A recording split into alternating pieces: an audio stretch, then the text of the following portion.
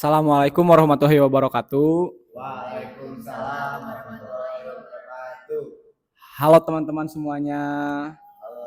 Jadi sekarang kita di sini itu ingin mendiskusikan sebuah kebijakan-kebijakan yang kontroversial ya, seperti kebijakan publik global atau global public policy. Di sini ada teman-teman saya ya yang akan menemani kita selama berbincang tentang hal-hal seperti ini. Boleh? Dengan saya pertama Lazuardi sebagai moderator. Dengan saya Bari Arkiskulo dengan NPM 21. Dengan saya Pajian Rosa dengan NPM 50. Dengan saya Rismawati MPM 082. Dengan saya Rahayu Mukti dengan NPM 080. Sebelum kita membicarakan tentang kebijakan yang sedang kontroversial ini secara mendalam ya, sebelum kita memasuki apa yang akan kita bahas, kita mulai dari global public policy. Sebenarnya sih apa yang dimaksud dengan public policy? Bisa dibantu dijelaskan? Ya, mungkin dimulai dari saya ya. Jadi global public policy itu merupakan suatu kebijakan yang sifatnya lintas negara dan skalanya itu global. Makanya dalam kebijakan global ini banyak sekali melibatkan aktor mulai dari sektor pemerintahan, terus organisasi internasional, masyarakat sipil, dan bisnis yang bekerja sama dalam jaringan global. Mungkin aku mau nambahin sedikit ya, karena itu kebijakan ini biasanya dibuat sama dibuat untuk mengatasi masalah global yang nggak bisa diselesaikan cuma sama satu negara aja. Nah, biasanya kebijakan ini itu melibatkan berbagai aktor dari lintas batas negara. Nah, dengan demikian kebijakan ini juga yang nantinya bisa diimplementasikan dan berdampak secara internasional gitu. Nah, betul sekali, biasanya kebijakan ini dibuat untuk mengatasi masalah-masalah global untuk yang harus dikoordinasikan secara jelas dan banyak pertimbangan, karena seperti yang dikatakan oleh rekan kita Rahayu, kebijakan global ini sangat berdampak kepada internasional. Biasanya dalam pembuatan suatu kebijakan global ini dilakukan melalui lembaga-lembaga dan organisasi internasional yang merupakan sebagai wadah koordinasi lintas negara, yang alasannya agar mekanisme dan standar yang jelas tentang bagaimana penyelesaian suatu masalah atau isu global yang terjadi pada akhir-akhir ini. Nah, barusan di sini teman-teman saya sudah menjelaskan tentang apa itu global public policy menurut pendapat mereka masing-masing ya. Nah, karena tadi sudah disinggung mengenai global public policy, dan sekarang kita akan langsung nyambung ke topik yang akan kita bahas mengenai isu kebijakan yang dikeluarkan oleh Donald Trump selaku Presiden Amerika Serikat yang menaikkan tarif impor sebesar 10% pada bulan April kemarin, yang sangat berdampak besar kepada perdagangan global. Jadi saya ingin minta pendapat teman-teman saya, yaitu pendapat tentang bagaimana gitu ini menurut kalian tentang isu kebijakan Trump ini gitu perihal kenaikan tarif impor sebesar 10%. Nah, mengenai hal itu, Donald Trump menaiki tarif dasar sebesar 10% pada semua barang impor ke Amerika Serikat dan bea yang lebih tinggi pada puluhan negara lainnya. Juga mitra dagang terbesar Amerika Serikat, hal ini ditunjukkan untuk mengatasi defisit perdagangan Amerika Serikat yang besar dan berkelanjutan serta untuk mendukung manufaktur dalam negeri. Menurut saya pribadi, bukan karena tanpa alasan, Donald Trump menaikkan tarif 10% itu yang bertujuan untuk mengatasi defisit perdagangan yang signifikan. Nah, kebijakan ini didasarkan pada deklarasi keadaan darurat nasional yang di mana pemerintahan Trump menyoroti defisit perdagangan Amerika Serikat yang terus meningkat sebagai ancaman terhadap ekonomi nasional di negaranya. Ya.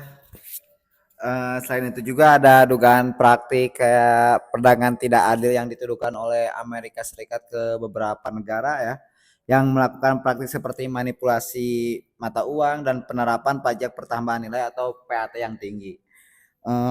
Yang dianggap Donald Trump itu merugikan eksportir terhadap negara Amerika Serikat tersebut.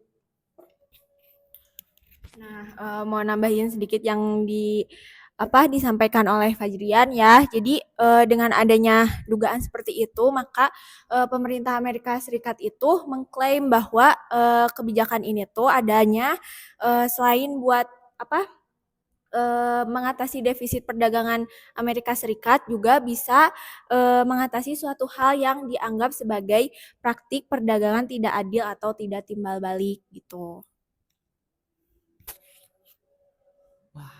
Ini udah mulai seru nih pendapat dari teman-teman saya yang ada di sini ya.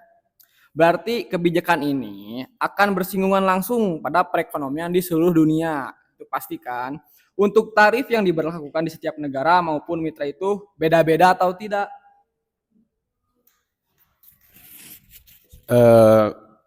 Izin menjawab yang tadi. Pasti setiap negara mempunyai tarif yang berbeda-beda karena antara mitra dagang Amerika dengan negara lain pasti memiliki ketersinggungan. Nah, berdasarkan yang saya baca pada berita-berita dan sebagainya, dasar minimum 10% ini untuk semua negara, tapi masih ada angka lebih yang tertuju. Seperti di sini ada Vietnam yang menerima 46%, Thailand 36%, Tiongkok 34%, Taiwan 32%, dan Swiss 31%, dan Indonesia sendiri di angka 32% untuk tarif impornya.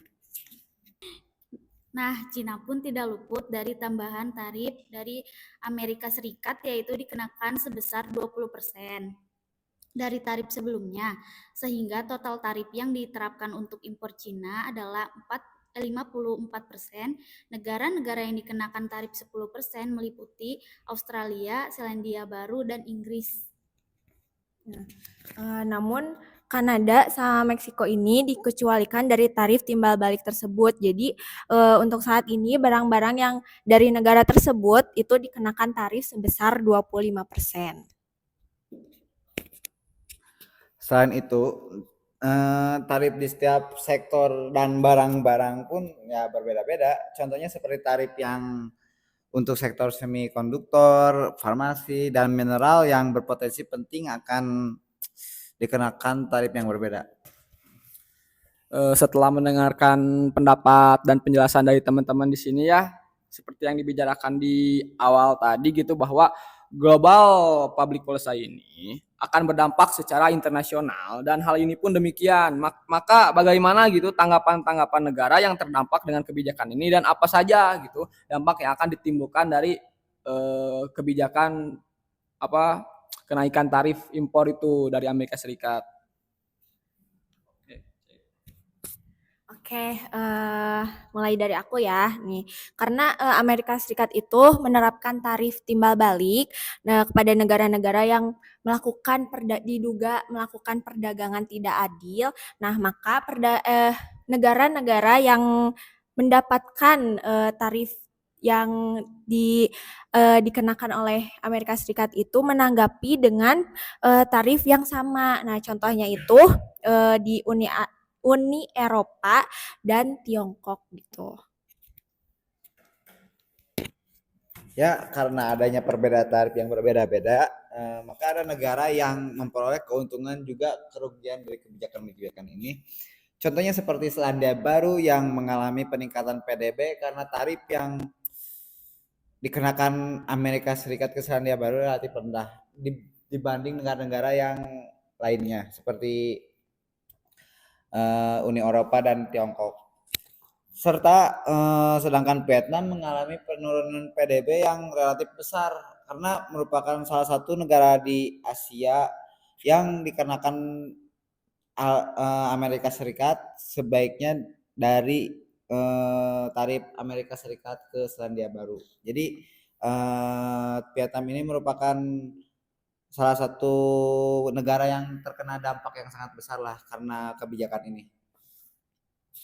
Nah, selain hal tersebut yang telah diungkapkan oleh teman-teman, ada juga dampak kepada potensi perang dagang yang akan memperlambat perekonomian global dan juga menyebabkan ketidakpastian pasar global, termasuk penurunan tajam nilai saham Amerika Serikat dan potensi kenaikan harga barang konsumen secara internasional dan luas.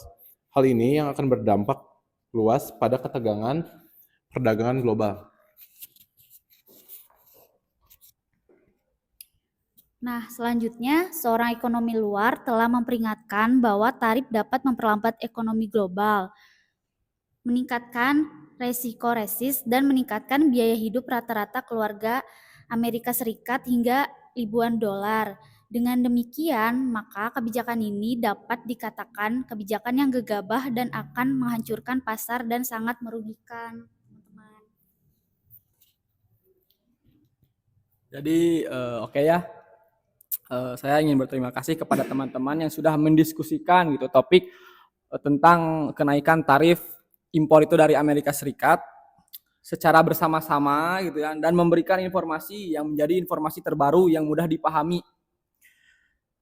Mungkin sekian saja ya teman-teman di sini. Kami akan akhiri diskusi ini dan sampai bertemu di diskusi selanjutnya. Stay tune. Bye.